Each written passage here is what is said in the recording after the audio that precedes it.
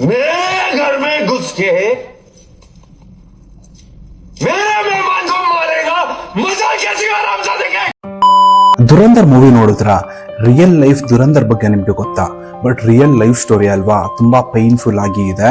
ಹೆಸರು ರವೀಂದರ್ ಕೌಶಿಕ್. ಜನರು ಇವರನ್ನ ಬ್ಲಾಕ್ ಟೈಗರ್ ಅಂತ ಕರೀತಾ ಇದ್ರು.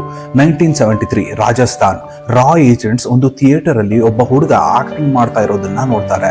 ಪರ್ಫಾರ್ಮೆನ್ಸ್ ತುಂಬಾ ಇಷ್ಟ ಆಗುತ್ತೆ. ರಾ ಏಜೆಂಟ್ಸ್ ಇವರನ್ನ ಸೆಲೆಕ್ಟ್ ಮಾಡ್ತಾರೆ. ಟ್ರೈನಿಂಗ್ ಸ್ಟಾರ್ಟ್ ಆಗುತ್ತೆ. 2 ವರ್ಷ ಇಂಟೆನ್ಸ್ ಟ್ರೈನಿಂಗ್. ಐಡೆಂಟಿಟಿ ಪೂರ್ತಿಯಾಗಿ ಎರೇಸ್ ಮಾಡ್ತಾರೆ.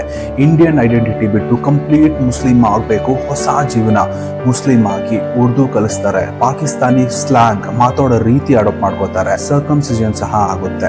ಯಾಕೆ ಅಂದ್ರೆ ಒಂದು ಮಿಸ್ಟೇಕ್ ಸಾಕು, ಮಿಸ್ ಆಗಿ ಸಿಗಾಕೊಂಡ್ರೆ ಬ್ರೂಟಲ್ ಟಾರ್ಚರ್ ಕೊಡ್ತಾರೆ. 2 ವರ್ಷದ ನಂತರ ರವೀಂದರ್ ಕೌಶಿಕ್ ನಬಿ ಅಹ್ಮದ್ ಶಕೀರ್ ಆಗ್ತಾರೆ.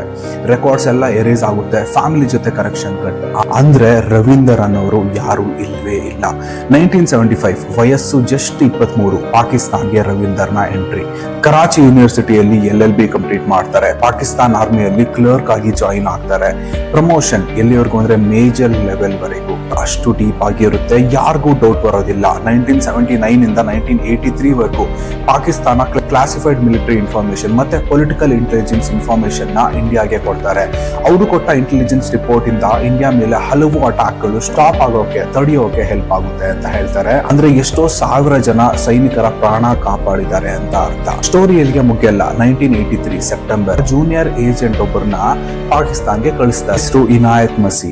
ISI ಇವರನ್ನ ಅರೆಸ್ಟ್ ಮಾಡ್ತಾರೆ. ತುಂಬಾನೇ ಟಾರ್ಚರ್ ಕೊಡ್ತಾರೆ. ಆಗ ರವೀಂದರ್ ಕೌಶಿಕ್ ಬಗ್ಗೆ ಹೇಳ್ತಾನೆ. ಅಷ್ಟೇ, ರವೀಂದರ್ ಐಡೆಂಟಿಟಿ ಲೀಕ್ ಆಗುತ್ತೆ. ಆಮೇಲೆ ನಡೆದಿದ್ದು ಕೇಳೋಕೆ ಕಷ್ಟ ಆಗುತ್ತೆ. 2 ವರ್ಷ ಬ್ರೂಟಲ್ ಟಾರ್ಚರ್. ಮೂಳೆ ಮುರಿತಾರೆ, ಎಲೆಕ್ಟ್ರಿಕ್ ಶಾಕ್ ಕೊಡ್ತಾರೆ ಸೆನ್ಸಿಟಿವ್ ಏರಿಯಾಸ್ ಅಲ್ಲಿ. ನೇಲ್ಸ್ ಕೂಡ ತೆಗಿತಾರೆ, ಉಗುರುಗಳೆಲ್ಲ ತೆಗಿತಾರೆ. ಆದ್ರೂ ಒಂದು ಸೀಕ್ರೆಟ್ ಸಹ ಬಾಯ್ಬಿಡೋದಿಲ್ಲ. 16 ವರ್ಷ ಜೈಲಲ್ಲಿ ಇರ್ತಾರೆ. ಯಾರು ರೆಸ್ಕ್ಯೂ ಮಾಡಲ್ಲ, ಯಾರು ರೆಕಾಗ್ನೈಸ್ ಸಹ ಮಾಡಲ್ಲ. 2001 ನವೆಂಬರ್ ಅಲ್ಲಿ TB ಮತ್ತೆ ಹಾರ್ಟ್ ಡಿಸೀಸ್ ಇಂದ ಪ್ರಾಣ ಕಳ್ಕೊತಾರೆ.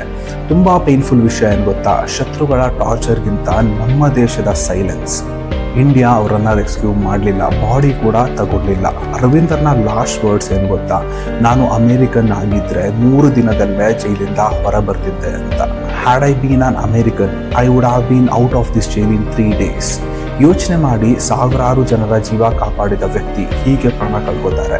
ನಾವೆಲ್ಲ ಸೇಫ್ ಆಗಿ ಇರೋದು ನಮ್ಮ ಸೈನಿಕರಿಂದ ಮತ್ತೆ ಈ ರೀತಿ ಅನ್ಸೀನ್ ಹೀರೋಸ್ ಇಂದ. ಎಲ್ಲಾ ಹೀರೋ ಸ್ಟೋರಿ ಹ್ಯಾಪಿ ಎಂಡಿಂಗ್ ಅಲ್ಲ. ಮೂವಿಯಲ್ಲಿ ತೋರಿಸಿದಾರಲ್ವಾ, ಒಂದು ವಿಡಿಯೋ ಕಳಿಸಿ ಬ್ಲಾಕ್ ಮೇಲ್ ಮಾಡಿ ರಿಲೀಸ್ ಮಾಡಿಸ್ತಾರಲ್ಲ ಲಾಸ್ಟ್ ಅಲ್ಲಿ, ರಿಯಲ್ ಆಗಿ ಈ ರೀತಿ ಎಲ್ಲ ಹ್ಯಾಪಿ ಎಂಡಿಂಗ್ ಇರೋದಿಲ್ಲ.